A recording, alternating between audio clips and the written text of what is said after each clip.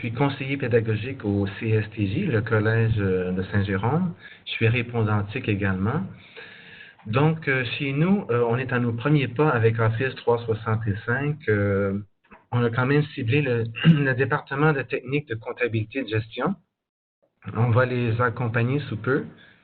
Donc, on n'est pas les plus avancés dans le réseau collégial, mais quand même, on est encouragé. Pardon.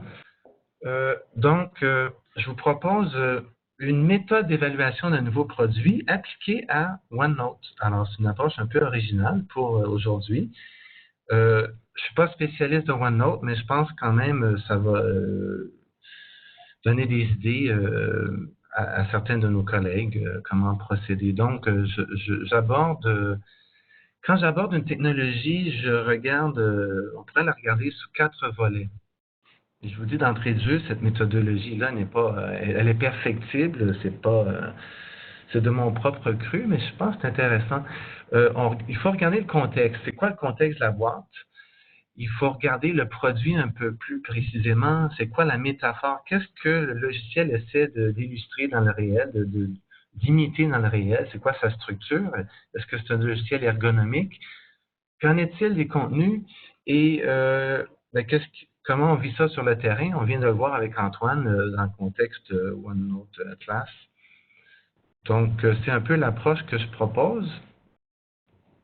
Au niveau du contexte, il y a 2 mots-clés qu'il faut retenir, 2 verbes auxquels je suis sensible, le verbe médiatiser. Dans quelle mesure on veut médiatiser ces contenus? Dans quelle mesure veut-on collaborer? Est-ce qu'on fait appel à un produit ou bien un service ou bien un écosystème? Ce que j'appelle un produit, un PowerPoint, c'est ce que j'appelle un logiciel un peu autonome, encapsulé. Un logiciel qui est plus de nature de service, ce serait un WordPress où le commun des mortels pourrait moduler le produit. Et bien, est-ce qu'on fait affaire à un écosystème qui est le cas de OneNote, qui interagit avec d'autres modules de la suite Office 365? Donc, c'est quoi la dynamique dans votre collège? Êtes-vous une boîte Google? C'est quoi le nuage pour vos usagers? L'Adobe, Apple? Est-ce que vous avez le souci d'aiguiller l'étudiant à travers la palette d'outils qui est offerte? Je pense notamment l'approche par le portail va nous amener à quoi? Va nous amener à Office, va nous amener à d'autres services en info nuagique. Donc, c'est un souci qui est important d'avoir. Il faut se le dire franchement, c'est la guerre. Est-ce que c'est le Far Web, mais non pas le Far West, entre les titans de ce monde dans l'univers du numérique? Donc, les produits changent aux 6 mois. Il y a du branding, il y a là, j'ai entendu parler récemment de Microsoft Classroom. Peut-être que tantôt notre collègue de chez Microsoft va nous éclairer là-dessus. Il y a Sway, il y a Dell. Donc, je rencontre un professeur, il veut médiatiser, il veut collaborer, mais avec quel outil? Alors, c'est un défi quand même parce que les fonctionnalités, on va se le dire franchement, chez Microsoft, ça se recoupe.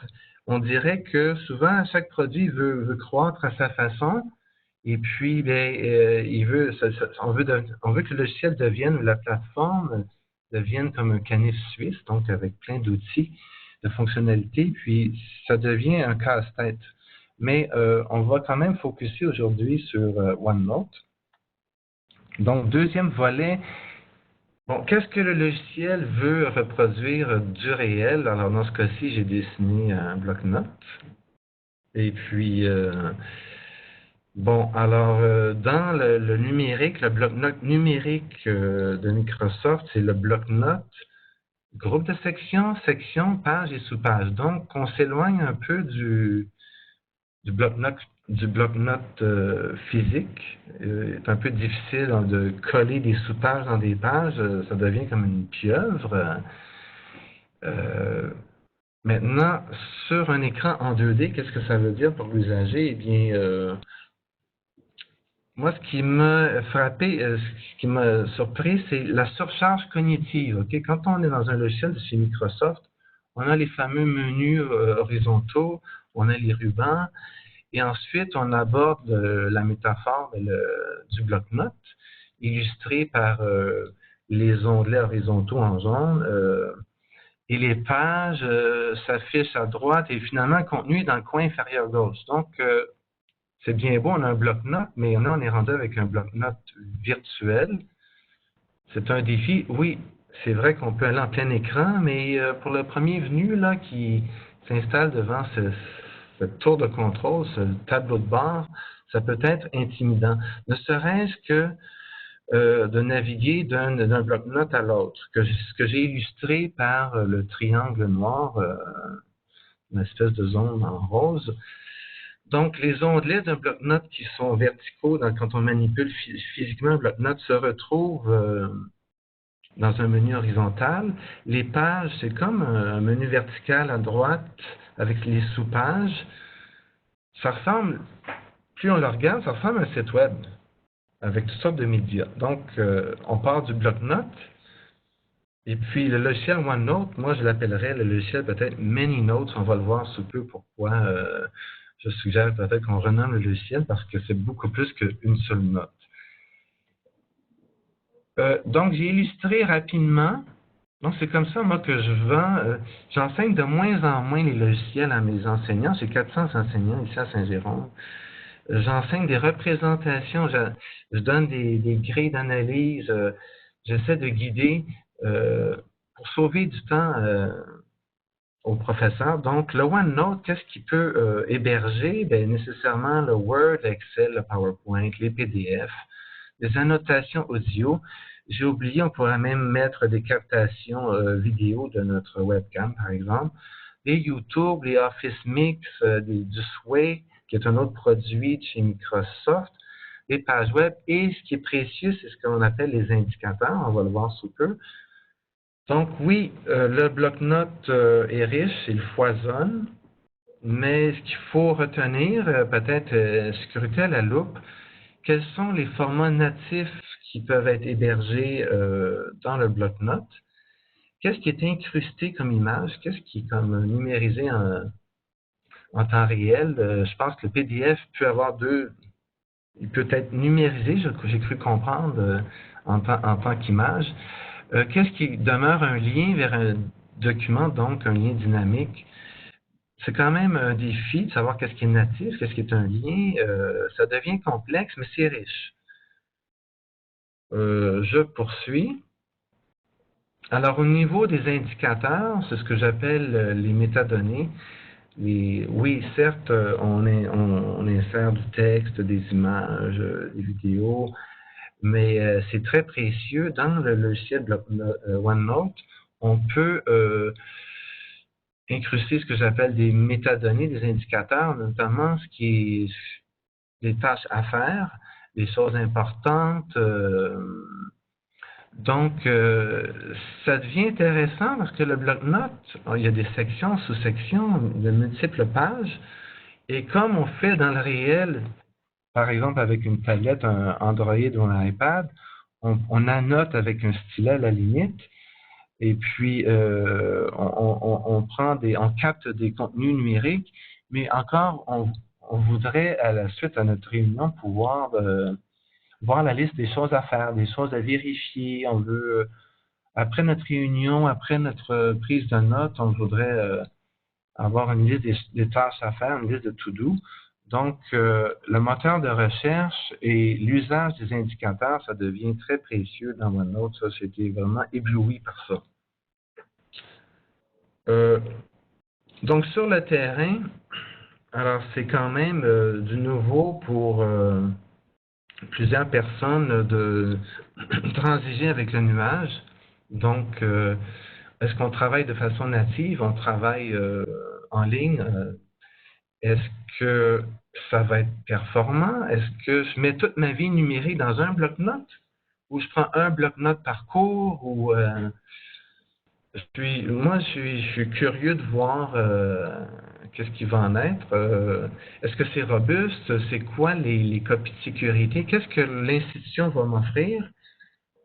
Oui, je suis prêt à basculer dans le numérique, annoter beaucoup de choses dans un bloc-notes, mais Est-ce que je vais pouvoir chercher efficacement mes indicateurs, mes tâches à faire si j'ai un bloc-notes de 300 pages après un usage de 2-3 mois, je commence à mettre mes cours, mes notes, est-ce que ça va être vivable? C'est quoi les pratiques souhaitées, souhaitables? Je pense qu'il y a un débat. Il faut s'entraider, il faut s'informer mutuellement. Maintenant, est-ce qu'il y a des mécanismes de notification? Est-ce qu'il y a des liens avec le calendrier, par exemple? Est-ce que c'est ergonomique? Quand je fais une recherche, est-ce que je suis noyé par la recherche par indicateur? Qu'est-ce que j'ai à faire? Est-ce que je suis noyé par la présentation? Est-ce que j'ai pas utilisé avec un stylet? Est-ce que ça fonctionne? Est-ce qu'il y a une reconnaissance optique des caractères? Donc, ce genre de questionnement qu'on va aborder à Saint-Jérôme, et puis aussi, mais maintenant sur le terrain, j'emploie un langage un peu mathématique. Ça va être quoi l'encadrement enseignant-élève? Est-ce qu'il y a une relation de 1 à n, enseignant qui traditionnellement balance tout le contenu à la classe, ou bien on laisse une classe partagée entre elles, des liens n à n, ou bien des liens encore n à n, des équipes plus réduites? Et finalement, mais est-ce qu'on peut aller est-ce qu'on peut simuler l'usage d'un portfolio où l'enseignant pourrait verrouiller le bloc-notes d'un élève, une relation de 1 à 1? Donc, c'est ça qu'on va explorer. Et oui, on peut peut-être faire ces verrouillages-là, ces offres de services-là au niveau de OneDrive, mais je pense qu'il est souhaitable de basculer dans OneNote Classroom pour voir quelles sont les dynamiques possibles entre les individus et les équipes et autres. Finalement, je veux finir peut-être vous exposer un volet un peu plus pédagogique. Alors, j'ai parlé des deux verbes clés initialement, de médiatiser et collaborer, et ça, ces réflexions-là sont inspirées de mes lectures de Chamberlain et Marquis. Les bibliographies sont données tantôt. Et puis, l'enseignant doit s'interroger dans quel degré de médiatisation, quel degré d'organisation du groupe qu'il veut aborder, c'est quoi le contrôle de l'apprentissage. Il faut voir ce schéma-là comme un curseur. Donc, chaque curseur, le curseur bleu, rouge ou vert, c'est à chaque enseignant d'anticiper, de scénariser son cours en déplaçant le curseur mentalement, si on veut. Est-ce que mon cours est orienté texte simplement, donc non médiatisé, ou bien je m'en vais jusqu'à des annotations audio pour donner du feedback à mes élèves? Est-ce que je les laisse travailler seul ou en équipe? Parce que c'est moi qui contrôle, je laisse le contrôle. Donc, c'est un peu ça. Je pense que la clé, c'est pardon. La clé, c'est d'avoir une réflexion pédagogique avant d'aborder la technologie. Et puis simplement, j'ai laissé des médiagraphies, le site des répondantiques. Il y a la Video to Brain, une capsule qui m'a inspiré. Je vous invite à aller regarder, mais encore faut-il être abonné. Et puis, je mentionnais que les produits chez Microsoft évoluaient à tout azimut. On parle de Classroom, OneNote, Dashboard. Donc, ça demeure un défi pour tous, mais je pense que ça va être un produit phare. Si c'était déjà le cas, OneNote va vraiment peut-être bousculer le jeu par sa richesse. Ça demeure quand même un défi pour d'en faire un produit ergonomique parce que c'est vraiment peut-être un peu trop riche, trop complexe.